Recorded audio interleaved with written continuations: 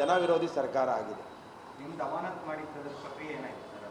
ಅದು ಮಾತಾಡ್ತಾರೆ ಬಿಡಿ, ಅದನ್ನ ಯಾಕೆ ಜನಾಕ್ರೋಶದಲ್ಲಿ ಅಮಾನತ್ತು ನೋಡ್ರಿ, ಸ್ಪೀಕರ್ಗೆ ಯಾವುದೇ ಹಕ್ಕಿಲ್ಲ ಮಾಡೋದಕ್ಕೆ. ಅಂದರೆ ಒಂದು ದಿನಕ್ಕೆ ಮಾಡೋ ಹಕ್ಕಿದೆ, ಆತನಿಗೆ 6 ತಿಂಗಳು ಮಾಡೋ ಹಕ್ಕಿಲ್ಲ. ಆತ ರಾಜಕೀಯದ ದುರುದ್ದೇಶದಿಂದ ಮಾಡಿದ್ದಾರೆ. ನಾವು ಅವ್ರನ್ನ ಒಳ್ಳೆಯವರು ಅಂದ್ಕೊಂಡಿದ್ದೋ, ಇವರೆಲ್ಲರೂ ಪರನೂ ಇರ್ತಾರೆ ಅಂದ್ಕೊಂಡಿದ್ದೋ.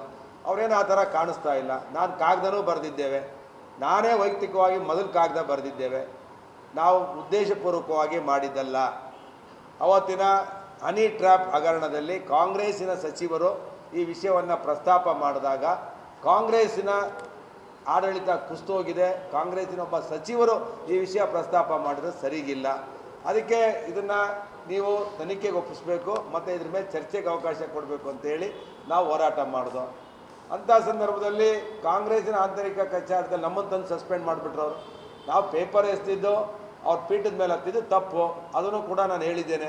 ನಾವು ಮಾಡಿದ ಅವತ್ತಿನ ದಿನ ಸರಿಗಿಲ್ಲ. ನಮ್ಮ ಆಕ್ರೋಶ ನಿಮ್ಮ ಮೇಲೆ ಇರಲಿಲ್ಲ, ನಮ್ಮ ಆಕ್ರೋಶ ಇದ್ದಿದ್ದು ಕಾಂಗ್ರೆಸ್ ಸರ್ಕಾರದ ಮೇಲೆ, ಸಚಿವರ ಮೇಲೆ ಮತ್ತು ಕಾಂಗ್ರೆಸ್ಸಿನ ಶಾಸಕರ ನಡವಳಿಕೆ ಮೇಲೆ ಅಂತ ಹೇಳಿದ್ದೆವು ನಾವು.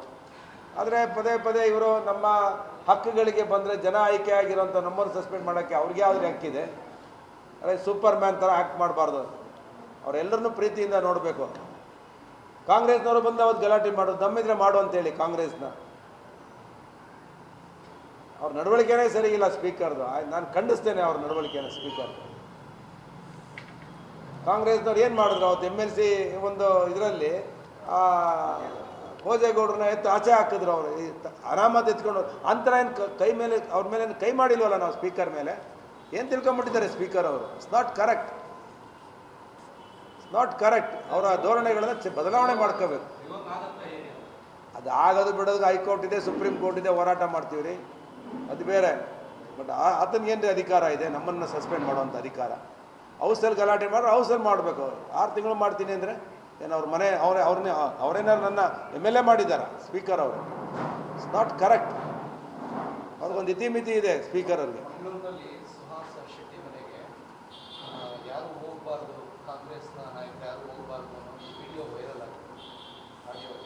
ನೋಡಿದೆ ನಾನು, ಕಾಂಗ್ರೆಸ್ಸಿನ ಅಲ್ಲಿರುವಂಥ ಮುಸಲ್ಮಾನರುಗಳು ಎಲ್ಲರಿಗೆ ಒಂದು ಧಮಕಿ ಹಾಕಿದ್ದಾರೆ ಕಾಂಗ್ರೆಸ್ನವ್ರಿಗೆ. ಅಂದರೆ ಕಾಂಗ್ರೆಸ್ಸು ಇವತ್ತು ಮುಸಲ್ಮಾನರು ಭಿಕ್ಷೆಯಲ್ಲಿ ಬದುಕ್ತಿದೆ ಇವತ್ತು. ಇದು ದುರಂತ. ಇದು ಕಾಂಗ್ರೆಸ್ಗೆ ದಮ್ಮೇ ಇಲ್ಲ ಮುಸಲ್ಮಾನರ ಬಗ್ಗೆ ಮಾತಾಡೋಕ್ಕೆ, ಅವ್ರ ತಪ್ಪುಗಳನ್ನು ಖಂಡಿಸೋಕ್ಕೆ, ಅವರನ್ನು ಸಮಾಜಮುಖಿಯಾಗಿ ತರುವಂಥ ಕೆಲಸವನ್ನು ಮಾಡೋದಕ್ಕೆ, ಅವರಿಗೆ ಸರಿಯಾದ ರೀತಿಯಲ್ಲಿ ಟ್ರ್ಯಾಕಲ್ಲಿ ಹೋಗುವಂಥ ವ್ಯವಸ್ಥೆಯನ್ನು ಕಾಂಗ್ರೆಸ್ ಯಾವಾಗಲೂ ಈ ದೇಶದಲ್ಲಿ ಸ್ವಾತಂತ್ರ್ಯ ಬಂದಾಗಲಿಂದ ಇಲ್ಲಿವರೆಗೂ ನೀವು ಮೈಸೂರಿನ ಘಟನೆ ತಗೊಳ್ರಿ, ಶಿವಮೊಗ್ಗ ಘಟನೆ ತಗೊಳ್ರಿ, ಯಾವುದೇ ಘಟನೆಯಲ್ಲೂ ಕೂಡ ಇನ್ಕ್ಲೂಡಿಂಗ್ ನಮ್ಮ KG ಹಳ್ಳಿ ಗಲಾಟೆ ತಗೊಳ್ರಿ, ಪೊಲೀಸ್ ಸ್ಟೇಷನ್ಗೆ ನುಗ್ಗಿ ಬೆಂಕಿ ಹಚ್ಚುವಂಥ ಸಂದರ್ಭ ಬಂದರೂ ಕೂಡ ಕಾಂಗ್ರೆಸ್ ಪಕ್ಷ ಕಾನೂನನ್ನು ಕೈಗೆ ತಗೊಂಡು ಅವ್ರನ್ನ ಬಲಿ ಹಾಕುವಂಥ ಕೆಲಸವನ್ನು ಇಡೀ ರಾಜ್ಯದಲ್ಲೆಲ್ಲ ಇಡೀ ದೇಶದಲ್ಲಿ ಕಾಂಗ್ರೆಸ್ ಸರ್ಕಾರ ಎಲ್ಲೆಲ್ಲಿದೆಯೋ ಅಲ್ಲಿ ಕೂಡ ಮಾಡಿಲ್ಲ. ಅದನ್ನೇ ನಾವು ಹೇಳೋದು, ತುಷ್ಟೀಕರಣ ರಾಜಕಾರಣವನ್ನು ಮಾಡಬೇಡಿ. ಕಾನೂನು ದೇಶದಲ್ಲಿ ಎಲ್ಲರಿಗೂ ಒಂದೇ, ಮುಸಲ್ಮಾನರಿಗೂ ಒಂದೇ, ಹಿಂದೂಗಳಿಗೂ ಒಂದೇ. ಕಾನೂನು ಯಾವನ ಕೈಗೆ ಎತ್ಕೊಳ್ತಾನೋ ಅವನ್ನ ಎಡಮುರಿ ಕಟ್ಟಿ ಅವನ್ನ ಗೋಲಿಬಾರ್ ಮಾಡಿ ಅವನ್ನ ಮುಗಿಸ್ಬೇಕು. ಕಾನೂನು ಯಾವನು ಕೈಗೆ ಎತ್ಕೊಳ್ಳೋಕೆ ಬಿಡಬಾರ್ದು. ಯಾವನು BJPಯನ್ನಿರಲಿ, ಕಾಂಗ್ರೆಸ್ಸನ್ನಿರಲಿ, JDS ಅನ್ನಿರಲಿ, ಈ ದೇಶದ ಯಾವುದೇ ನಾಗರಿಕ ಇರಲಿ, ಯಾವುದೇ ಕಾರಣಕ್ಕೂ ಕಾನೂನನ್ನು ಯಾರೂ ಕೈಗೆ ಎತ್ಕೋಬಾರ್ದು.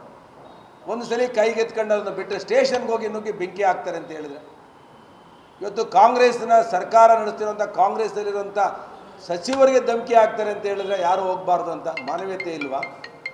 ಧರ್ಮ ಯಾವ್ದಾದ್ರು ಯಾರನ್ನಾರು ಕೊಲೆ ಮಾಡು ಅಂತ ಹೇಳಿದ್ಯಾ?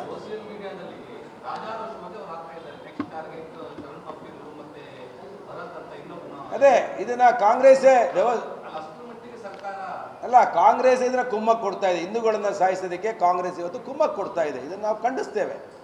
ಯಾವನೋ ಸೋಷಿಯಲ್ ಮೀಡಿಯಾದಲ್ಲಿ ಹಾಕಿದ್ದಾನೆ ನಾನು ಅವ್ರನ್ನ ಮುಗಿಸ್ತೇವೆ ಅಂತ. ಒಂದು ಆಗಿದೆ ಸಾವು, ಒಂದು ಕೊಲೆ ಆಗಿದೆ ಸುಹಾಸ್ ಶೆಟ್ಟಿದು. ಅದಾದಮೇಲೆ ಇನ್ನೊಂದು ಆಗ್ದಂಗೆ ನೋಡ್ಕೊಳ್ಳುವಂಥ ಜವಾಬ್ದಾರಿ ಕಾಂಗ್ರೆಸ್ಸಿನ ನಾಯಕರಿಗೆ ಮತ್ತು ಹೋಮ್ ಮಿನಿಸ್ಟರ್ಗೆ, CMನ ಜವಾಬ್ದಾರಿ. ಅದು ಬಿಟ್ಟು ಮುಖ್ಯಮಂತ್ರಿಗಳು ಏನೂ ಆಗಿಲ್ಲ ಅನ್ನೋ ಥರ ನಾಟಕ ಆಡ್ಕೊಂಡು ತಿರುಗಿದ್ರೆ ಜನ ರೊಚ್ಚಿಗೆ ಹೇಳ್ತಾರೆ, ಜನ ಕಾನೂನು ಕೈಗೆ ತಗೊಳ್ತಾರೆ. ಆವಾಗ ಕೈ ಮೀರೋದ್ರೆ ಅದಕ್ಕೆ ನಾವು ಹೊಣೆಗಾರರಾಗಲ್ಲ, ಅದಕ್ಕೆ ಕಾಂಗ್ರೆಸ್ ಪಕ್ಷನೇ ಹೊಣೆಗಾರಿಕೆ ಆಗುತ್ತೆ. ಧನ್ಯವಾದಗಳು.